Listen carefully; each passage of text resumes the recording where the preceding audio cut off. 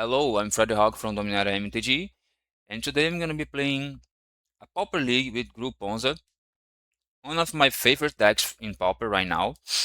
And I just copied this list. I don't like a few things on this list, like I don't like Malevolent Rumbles, and I need the land destructions because Malevolent Rumble cannot grab those cards.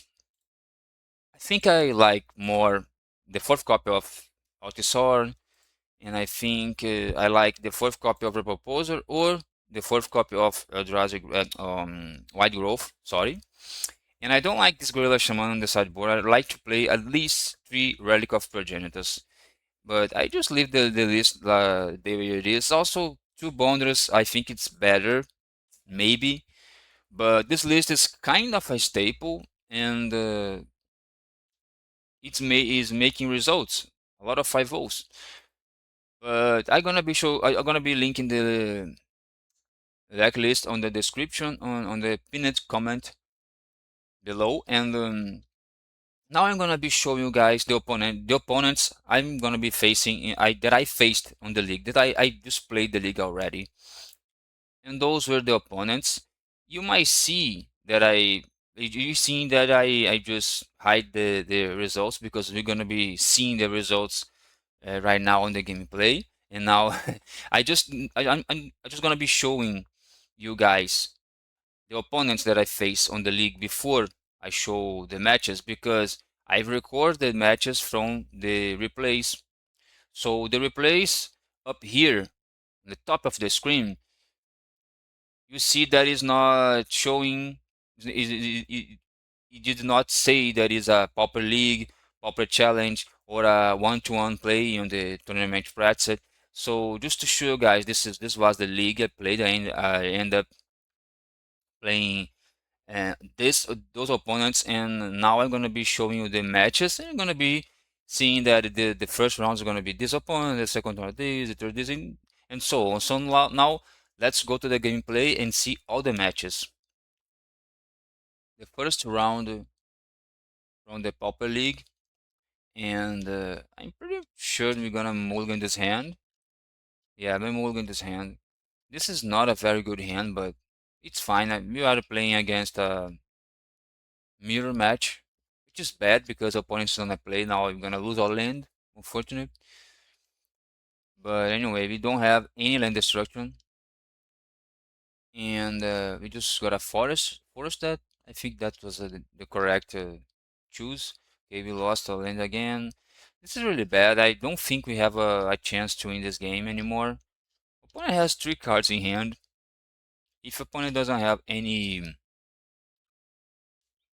let's say, any Chrysalis or Avenging Hunter, I think we have a shot. Opponent has the first Chrysalis.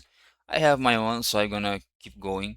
And my Chrysalis is gonna be bigger than my opponent's because I have a Utopia Eldrazi spawn, extra Eldrazi spawn. So, okay. At this point, it's fine. I am kind of ahead, but opponent destroy my land, and also play the Proposer, which makes our board even. And I'm just thinking, okay, we are even.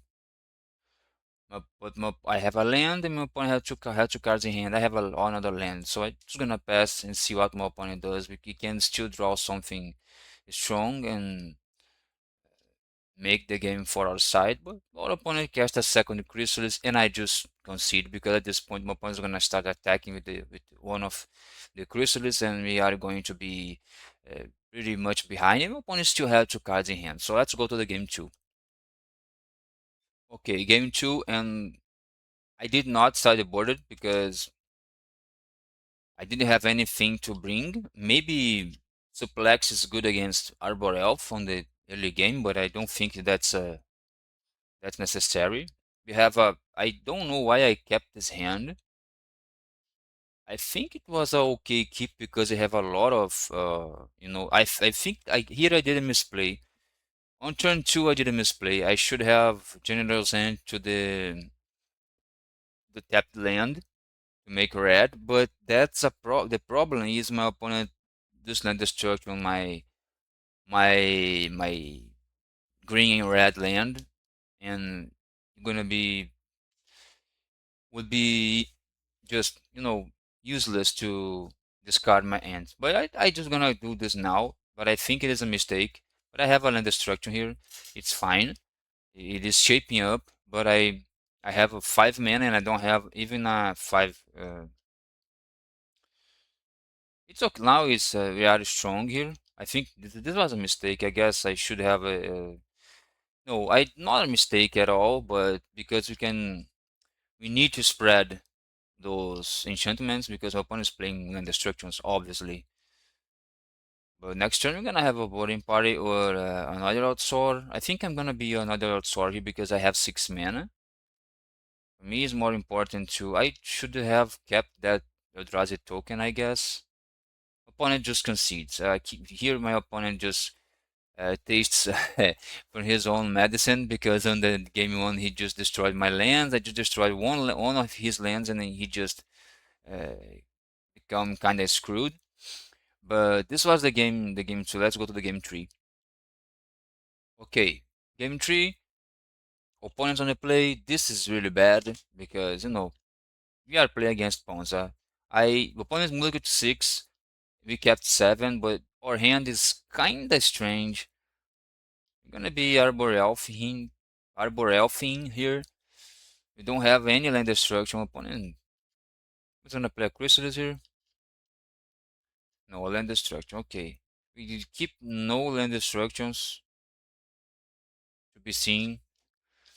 Okay, opponent's gonna play a boarding party and Thermocastle land. I just untapped, cycle the generals into a forest. Let's see what we draw, but this is really bad. Opponent has only one card in hand, but we have no creatures. We have no big creatures to fight this boarding party. We have a land destruction here, which is fine, but here I just think I just need my opponent to have no land destructions anymore, and we need to draw a creature next turn. To be really honest with you guys, opponent just played another boarding party and just another destruction for him. Just okay, this is the god draw that god cascades, but uh, what we can do. So we are 0-1 on the league. Let's go to the round two. Round two here. We are keeping this hand. This hand is a very good hand. We have the ramp. We have a Drowsy Proposal on turn 2. We are playing against Mono Blue Terror. One of my favorite decks. I don't know if right now is still one of my favorite decks, but I like the deck. The over flipping, we are going to pressure my opponent here because we're going to make a Avenging Hunter on turn 3. It's a very strong play. Okay.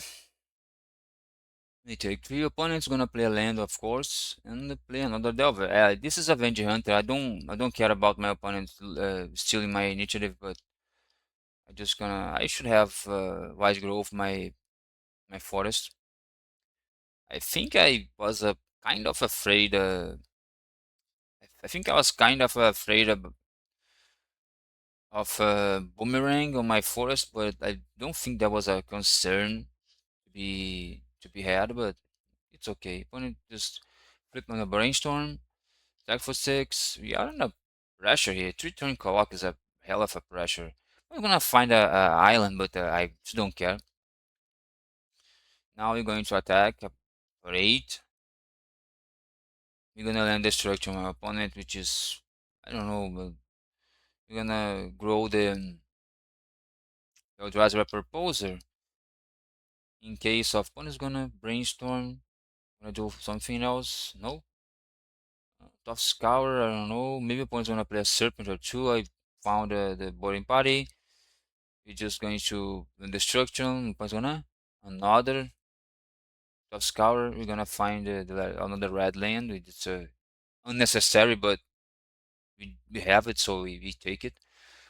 Opponent's gonna attack for 6. Opponent's like 9, but Let me see what's gonna happen here. Opponent's gonna grow a Delver. We are dead next turn anyway.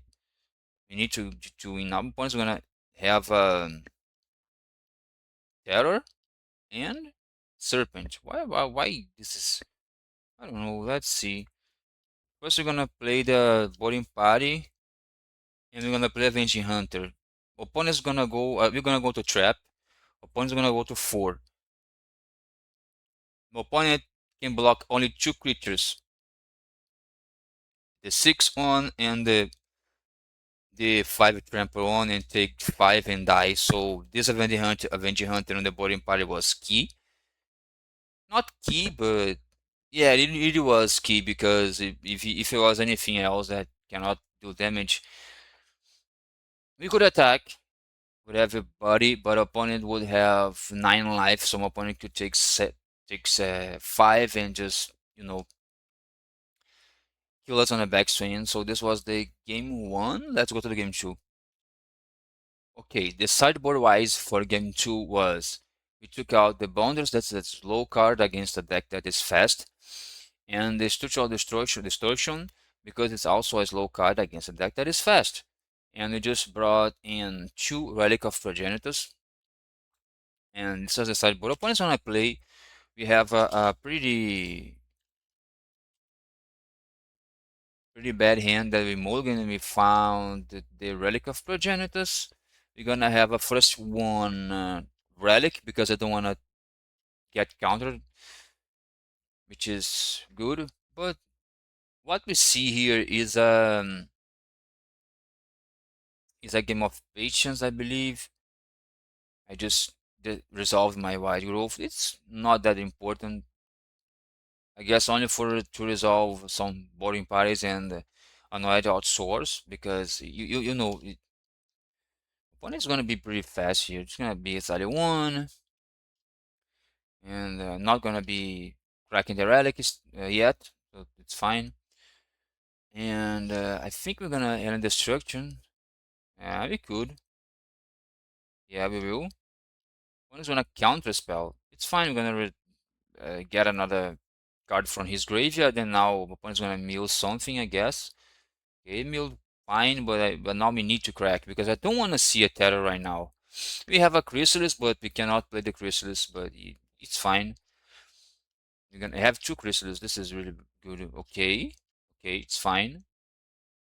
Really nice here. Next turn, we're gonna have a Chrysalis and a Relic on an opponent. Next turn is gonna be pretty unlikely to play a terror. Even so, with this bad mill here, 2 island mill, it's just bad, really bad. Okay, it's fine. And opponents being unlucky. I played a lot of terror in those years, but I need to say that this happens because Memorial Mystic Mill, I like that. And my opponent just concedes to the Relic of Progenitors because maybe my opponent's counting on those 2 sorcerers, two instants of sorcerers in the graveyard to play 5 mana terror next turn. I don't know, or 5 mana serpent. And this was very lucky for us. Opponent just had a unlucky mills, and we have two of our 2 relics drawn. So this was lucky. So let's go to the game 3, to the round 3. Sorry. Round 3, and we are mulligan this hand, I guess. No, we kept. Oh, crazy. We kept. And the opponent's playing on blue. I think it was a mono blue terror deck. Jesus Christ. Okay, opponent's not gonna like this. But okay, Sleep After That. Nice draw for opponent. You're gonna play the Eldrazi Proposer. And next turn we have a bunch of mana for those annoyed sort of opponent. Another Sleep After That. This was kinda intriguing because anyway, Avenger Hunter is just very bad for opponent anyway. Opponent just conceded on the Avenger Hunter on the site of the Avenger Hunter. Opponent just got unlucky because we have a pretty explosive land destruction on our second turn. We were on the play. Opponent on the draw, so it's always bad when you are blue with no counter spell with 1 mana like spell pierce. and you are on a draw against a Ponza deck, it's just very bad. Let's go to the game 2.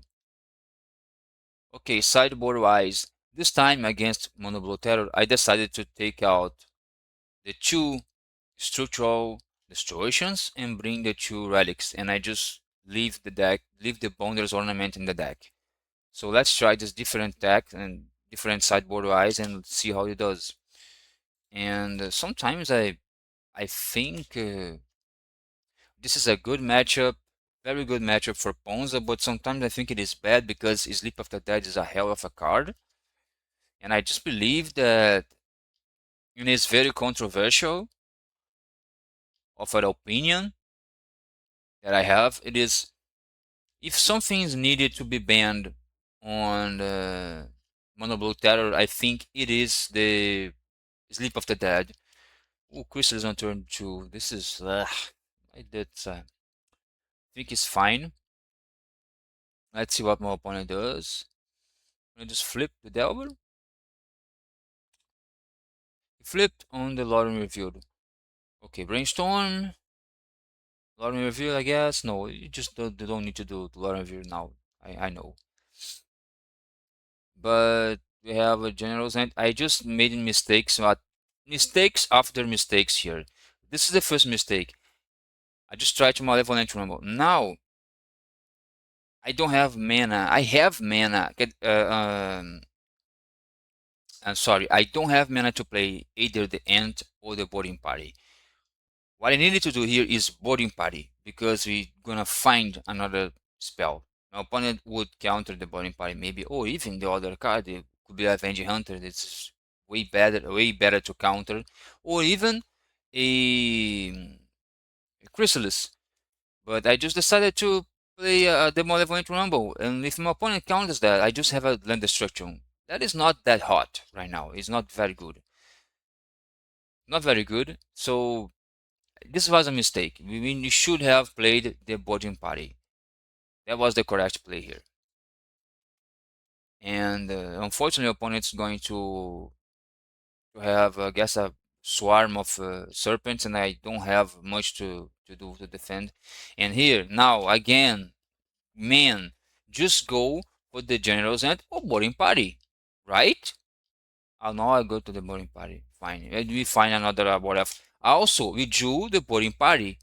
We will not cast the Boarding Party. We just will go cast the Arbor Elf with the first Boarding Party. Okay, it would be a bad cascade, but anyway, so be it. I just attack. This was a mistake also. I just attack. I don't need to attack there because I have the Delver just in check with my Chrysalis. This was a pretty bad mistake. Was mistake after the mistake. I just I need to confess that. Opponent is gonna attack. I'm just gonna take. I don't need to do anything here. I need this token to make mana. Another terror is another terror is really terrifying. Okay, another mistake, guys. This don't make this. Okay, don't do this. We just needed to like cast the boarding party. It's going to be like the boarding party is going to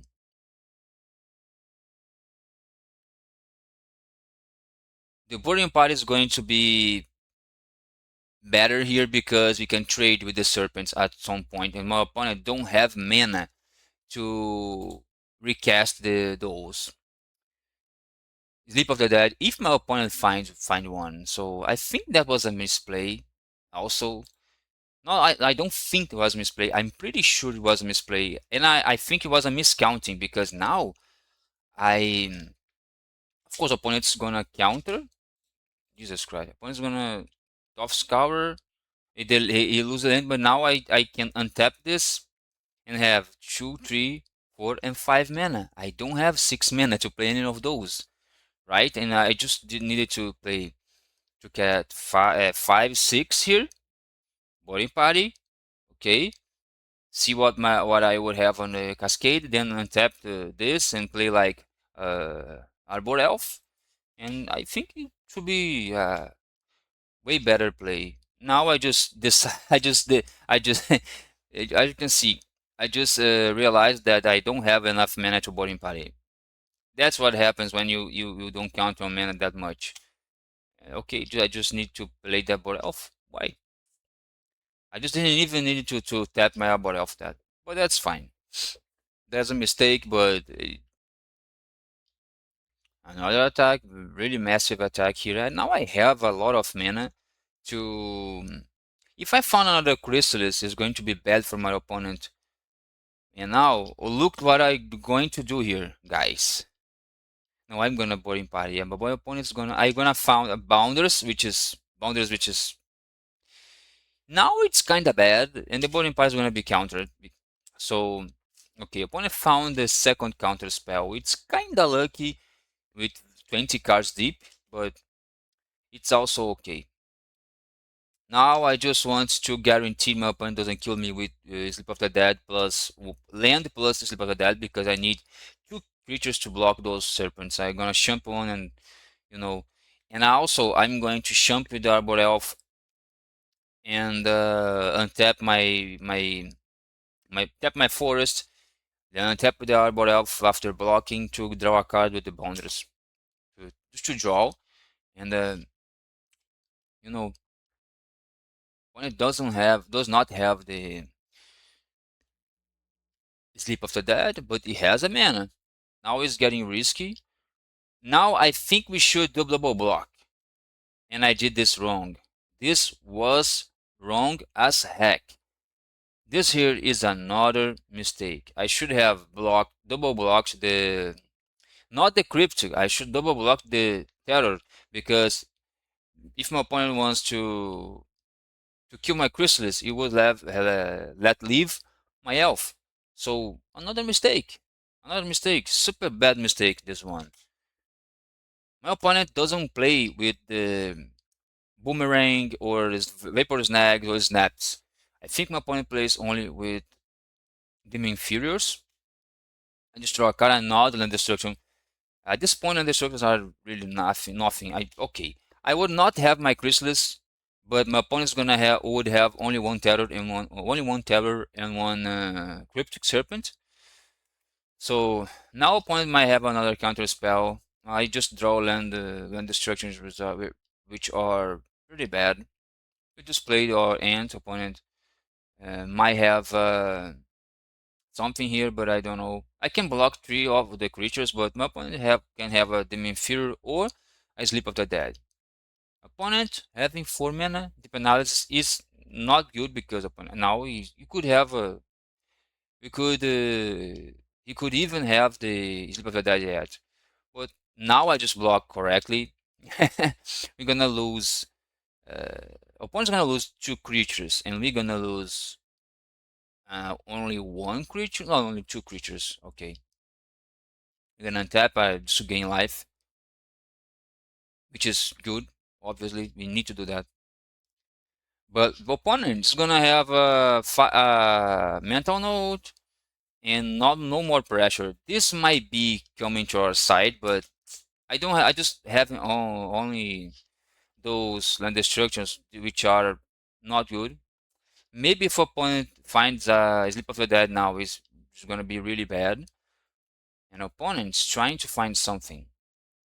And he found Tough Scour. Is not gonna attack me, which is I can't land destruction, but I think we just need to draw cards here. You know, just draw a card here.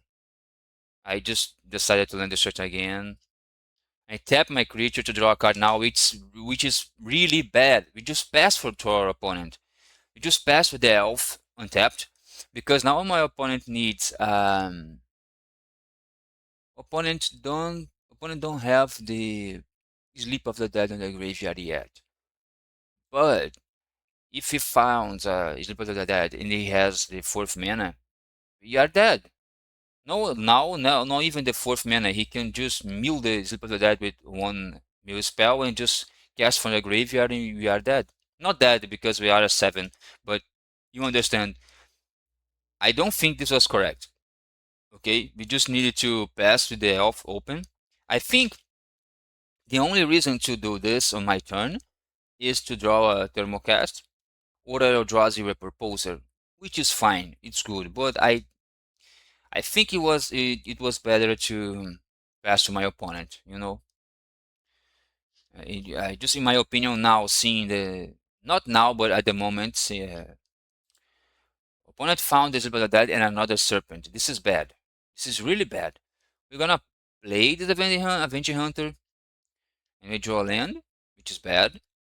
And now we just passed the turn. Okay, we just passed the turn. I'm gonna be paying 4 and drawing a card, which is fine, but I think we just have to pass the turn there. Opponent's gonna sleep of the dead, gut shot. We are blocking there. Opponent's gonna steal the initiative, find another land, which is not. My opponent just. I think you know what happened. What happened here. My opponent just got very lucky also. Even with all of our mistakes, opponent just found every single creature from his deck. One cryptic, two terrors, two tolerant terrors. Opponent found this one tolerant terror. I guess opponent found three tolerant terrors. One, two, two crypt serpents. Three. Opponent just has one terror and one cryptics. Two cryptids left, and also one delver, two delvers. Opponents found two delvers. Yeah, I think it's not that lucky also because opponent it's like 41 cards deep in his deck. So we're gonna cast the boarding party. We're gonna found a ramp spell, which is really bad. We're gonna try to draw something. We draw another and then destruction. We just lost this this game. So let's go to the game 3.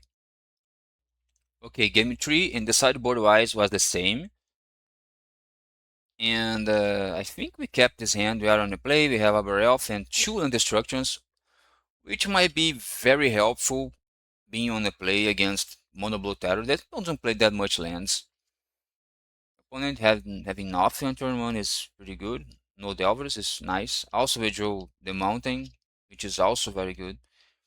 Opponent is going to force spike us. This is lucky because I don't know if you keep force spike against the Ponza decks. Opponent found another counter spell. And okay, opponent, you are lucky. I think here we just lose the game because okay, opponent just have a force spike, counter spell, and a delver. Zip of the dead. Just opponent just got very lucky here. We have nothing to say. Maybe we can crawl out of this if my opponent doesn't have a fast Letter Terror right now. Opponent has 1, 2, 3, 4, 5. Opponent don't have any serpent because opponent has only 3 cards in hand. Maybe we are fine. Maybe. Because as you can see, opponent have only 3 cards in hand. Maybe this is a counter. Maybe opponent has a counter spell in hand. We're gonna play a boarding party, finding a wide growth, which is bad. Opponent's not gonna counter. We're gonna attack for 7. And opponents now we know opponents in a bad shape because he did encounter this boarding party. He doesn't have any hydroblasts or more counter spells, which is really bad for him. And my opponent's flooded. He found 5 lands. He's gonna play a lot of review, which is fine. But he's gonna lose the game if he attacks. No, he's not gonna attack, well, of course, because he's thinking about another boarding party coming, and which is fine. We're gonna be finding a Relic of Progenitus, which is really good because we're going to crack this relic on my opponent's upkeep. I'm gonna attack for the little to my opponent just block, of course. I have to. Well, you're gonna crack now. Opponent's not gonna have any serpent. We found a chrysalis, which is very good. Here you can see the terror decks are really strong, like on the borderline to be broken, but sometimes you see that the terror decks are very inconsistent on the mills or on the floating that they might have. But the deck is really strong. Opponent found Delver, which is gonna be jumping on boarding party. Unfortunate. We're gonna attack with both creatures. Obviously, we're gonna play the Chrysalis. We're gonna play the Mountain. We're gonna use the mana to draw a card here. Another sword is fine. We're gonna attack with both. Opponent needs to jump the boarding party, and we're gonna do 1 damage. So next turn we have a lethal attack, even if my opponent has a jump blocker with a Tolerant Terror or Crypt Serpent. Pounder still need to find more. Another Pounder. Another Pounder. A Lorien Review. Brainstorm. One's just trying to find a serpent, but he found, but he's dead. Unless he has some kind of, and no point just trying to see what he does, what you see on the his top deck, and just concedes. So we are 2-1 on the league right now. Let's go to the round 4. See you in round 4. Round 4. And we are on the draw against I don't know what. Opponent just mulligans to 6. We're gonna keep this hand. It's not a very good hand, but opponent is playing some kind of affinity, right? Refurb, the most broken card from the Pauper right now, in my opinion. No, I'm just kidding. It is a Sneaky Snacker, but Refurb is one of the broken cards Pauper has. I think Refurb and Snackers need to be banned. Okay, opponent just found the God hand. He has only 1 card in hand, but yeah, I just concede because I gonna be destroying a land. My opponent's gonna be dealing 10 damage to me. What I can do here. So yeah, I think those are the artifact lands. This bunch like bridges and the Mirror Gene ones are I think it's too broken for Pauper. One of those need to be to be banned in my opinion. So let's go to the game 2. Okay, sideboard wise for the game 2, I just took out the Repurposer because it is bad against Mirror Enforcers. And I also took out the Malevolent Rumbles because what I want, and I took out 1 General Scent. I don't know why, but okay. It was 6 cards. Then I bring the Gorilla Shaman, and 3 the Glameless and 2 Suplex to deal the lands. So this was the sideboard wise for the game 2. We just kept this hand. Opponent's going to have time to play with this bridge because we don't have a way to destroy the bridge or no, exile that bridge. Opponent another refurb. Okay, that's the broken card. Okay, let's go. Astimos, find our red mana. Finally, gonna play the swamp. Control monitor. We gotta play this Altisor. Suplex the bridge. This was very strong. One is going trying to find a land. Don't think he's going to find one. He found one, but we can just take out both of his lands, which is brutal.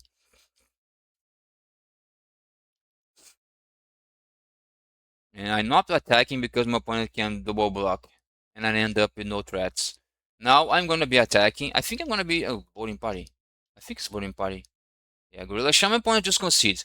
I could have attacked with the Avenging Hunter with the Altusor, and my opponent's blocking with the Monitor and the Refurbished, trying to kill my Altusor. I could just have suplex my opponent's Ultron and dealing 5 damage and losing nothing.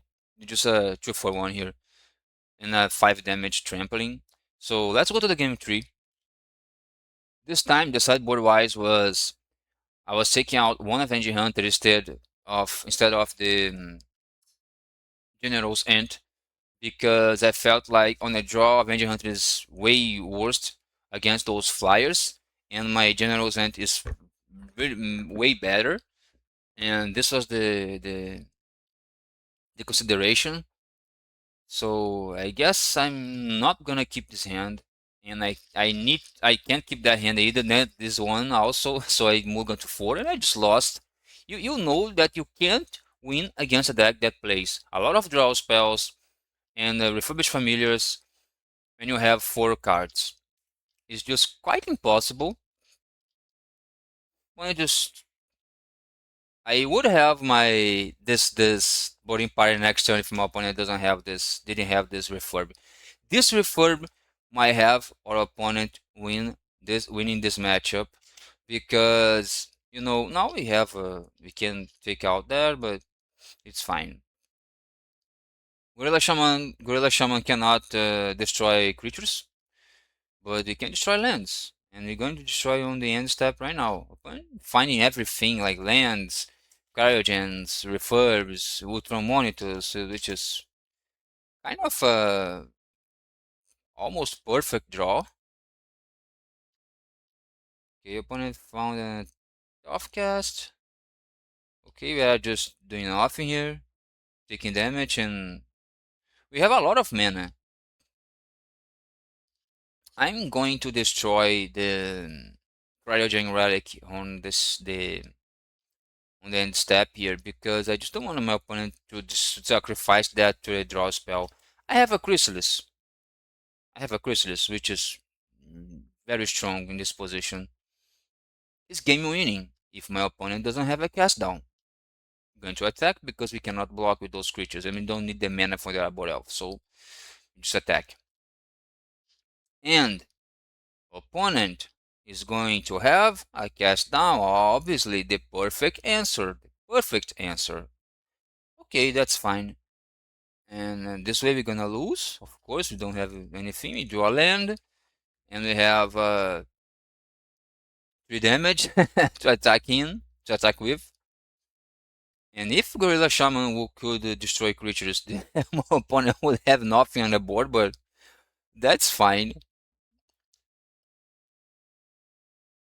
You need to pay 9 mana to kill Refurb and 11 mana to kill a Monitor. But we don't have that mana, I guess. We have 5, 7, 9. We don't have 11 mana. We have 9 mana. We have 11 mana. I'm sorry, we have 11 mana with those Eldrazi spawns, which is fine.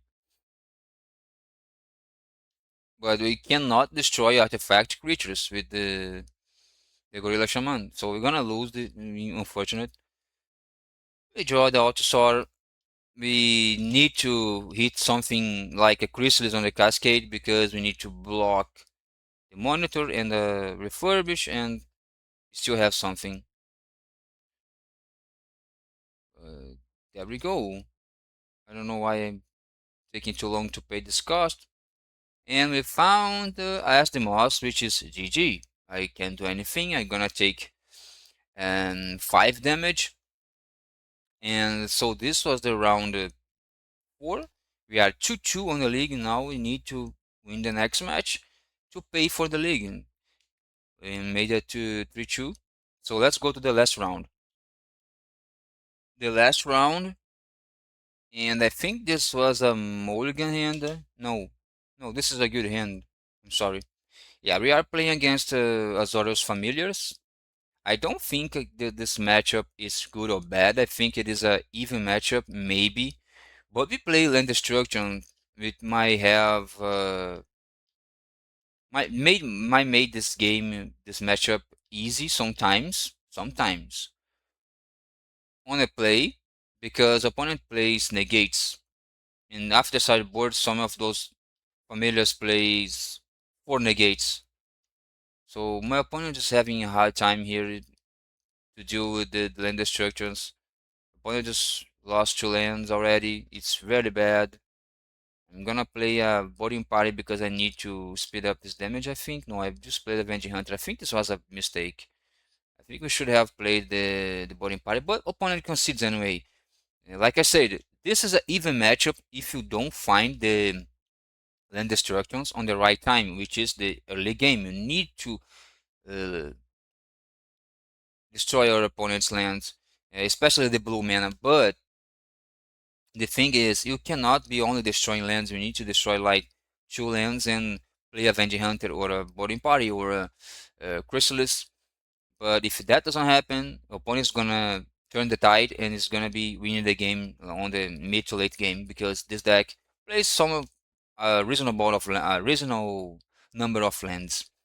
And of course, we play the deck plays preordains and negates to deal with the eventual others land destructs that we might have when opponent's trying to stabilize the lands. So yeah, this is a maybe this is a 55% for the Ponza, you know, but I would not say 60%. So let's go to the game two.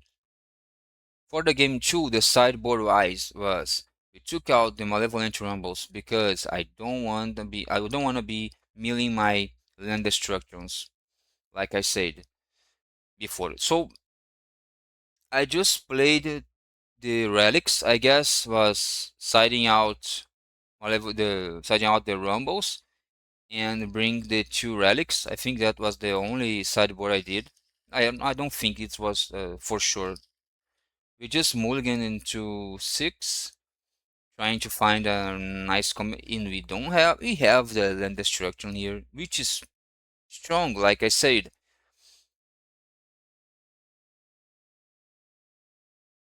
We even have our land drops, but my opponent has a negate, like as I said.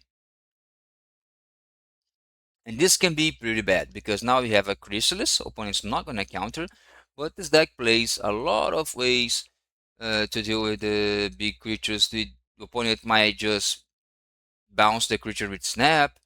Opponent might just like and lock us out from our combat phase with the Sonihorn Dignitary. And this deck draws a lot of cards with the Muldrift Ephemerate and the Infinite Loop with the Archaeomancer with the Ephemerate. A loop that I don't think Pauper should have. I think this loop is really, really strong, and a lot of decks cannot deal with this loop. I think this is just too strong for Pauper, but this deck's not broken. So I think it's okay to have a deck with this loop.